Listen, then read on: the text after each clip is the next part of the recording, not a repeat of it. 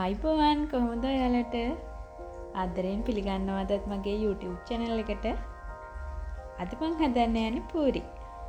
අපි බලමුද කොහොමද මේක හදන්න කියලා. වාචනයක් අරගෙන ඒකට ආට පිටි කප් 2ක් දාගන්නවා. ඒකටම ලුණු තේ හැඳි එකකුයි, ගී මේස හැඳි දෙකකුයි දාගන්නවා. ගී නැත්තම් බටර් හරි පොල් තෙල් හරි එකතු කරගන්න පුළුවන්.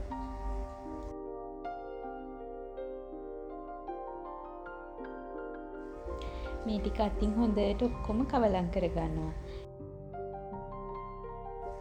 දැන් මම මේකට වතුර ටික ටික එකතු කරගන්න ගමන් අතේ ඇලෙන්නේ නැති වෙන ගානට ඩෝ එකක් හදා ගන්නවා.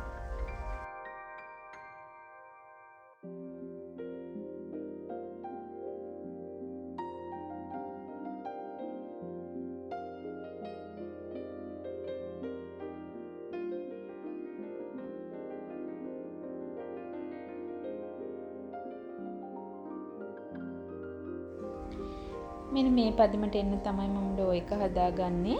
මේ ගානට එන්න ඩෝ එක හදාගෙන මේක පොඩ්ඩක් වහලා පැත්තකින් තියලා තියෙනවා. ඊළඟට මම පූරි කන්න අල බෙදුම හදාගත්තා. අලඳක් ලිපේ තියලා ඒකට තෙල් මේස හැඳි 3ක් විතර දාගන්නවා. තෙල් ටික රත් වෙගෙන එනකොට ඒකට අබ තේ හැඳි එකයි, දුරුකුඩු තේ හැඳි එකයි, පොඩියට කපා ගනිපු සුදු ලුණු බික් 3ක් විතර, පොඩියට කපා ගනිපු ලුණු කප් එකකුයි, අමු මිරිස් කරල් 4ක් විතර පොඩියට කපාගෙන එකත් එකතු කරගන්නවා. කොත්තමල්ලි කොළ කප් භාගයක් විතරයි. තව මේකට ලුණු තේ හැඳි එකකුයි, කහ කුඩු තේ හැඳි භාගයකුයි දාලා මේක කවලම් කරගත්තා.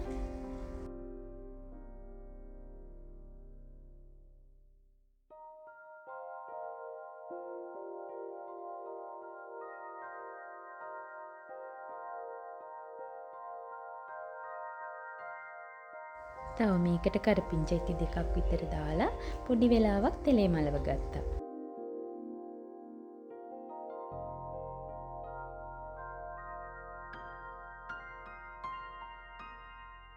දැන් මම මේකට දුරුකුඩු තේ හැඳි එකකුත් එකතු කරගත්තා. මේ ඔක්කොම හොඳට කවලම් කරලා තෙලේ මැලවුණාට පස්සේ මම මේකට තම්බ ගනිපු අල ග්‍රෑම් 300ක් එකතු කරගත්තා.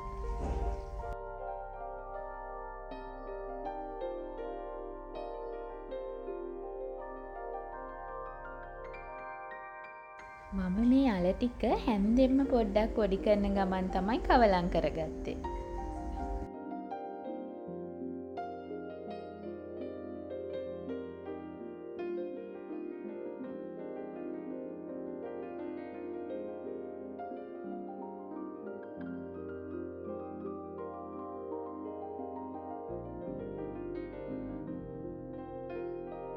අල කෑලි ගොඩාක්ම පොඩි කරගන්නේ නැහැ. සාමාන්‍ය කෑලි හිටින ප්‍රමාණයට මම පොඩ්ඩක් පොඩි කරගන්නවා.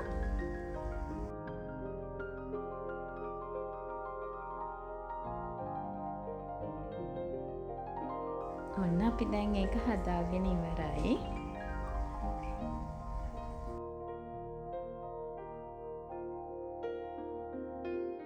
දැන් මං හදන්නේ පූරි ටික හදාගන්න. විනාඩි 15ක් විතර මම දැන් මේ ඩෝ එක වහලා තිබුණා. ඒ නිසා අතින් චුට්ටක් ආපහු නීට් කරගන්නවා.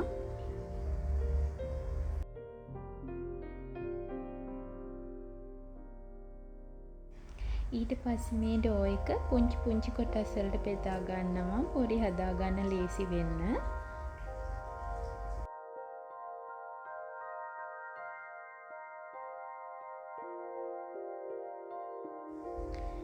මෙන්න මේ විදියට අතේ පොඩ්ඩක් රවුම් කරලා ඒක චුට්ටක් පැතලි කරගෙන තියාගන්නවා.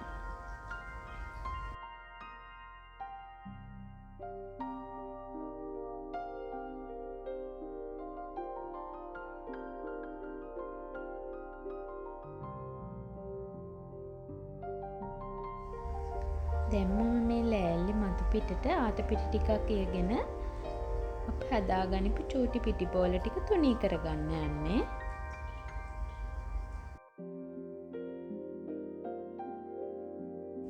මම මෙන්න මේ විදියට මේක තුනී කරගන්නවා. මේක ටිකක් තුනී වෙන්න ඕන. ඝනකම රොටියකින් පූරි හදන්න අමාරුයි.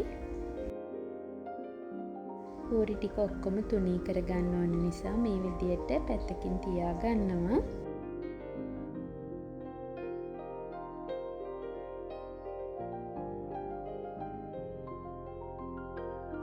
පූරි ටික ඔක්කොම හදාගත්තට පස්සේ පූරි ටික බෙද ගන්න යන්නේ. තෙල් ටික ලිපේ තියලා පිටි චුට්ටක් දාලා බැලුවා තෙල් රත් වෙලාද කියලා. දැන් තෙල් ටික රත් වෙලා මේක මද ගින්දරේ තමයි බෙද ගන්න ඕන. මම පූරි එක මෙහෙම තෙලට දාලා තෙල් හැන්ද අරගෙන හිමිහිට පූරි එක උඩින් තියනවා. මේ පූරි එකට තෙල් හැන්ද තියලා තද කරන්න එපා. පූරි එක පිපිලා ආවට පස්සේ බොහොම පොඩි වෙලාවක් තමයි තෙල් තාච්චියේ අපි මේක තියාගන්නේ. දෙපැත්ත දාලා පොඩ්ඩක් වෙලා තියාගෙන අපි මේක එළියට ගන්නවා. දැන් මම තව එකක් හදන හැටි පෙන්නන්නම්.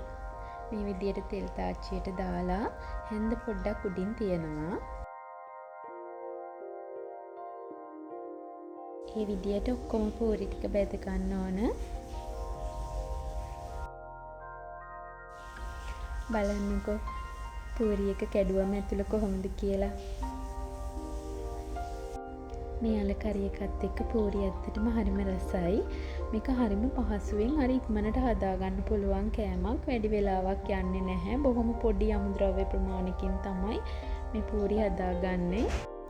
ඔයාලත් මේ විදියට පූරි හදලා බලලා රස කොහොමද කියන්න. මම බලාගෙන හිටියට බොහොම ස්තුතියි. ගිහින් එන්නම්.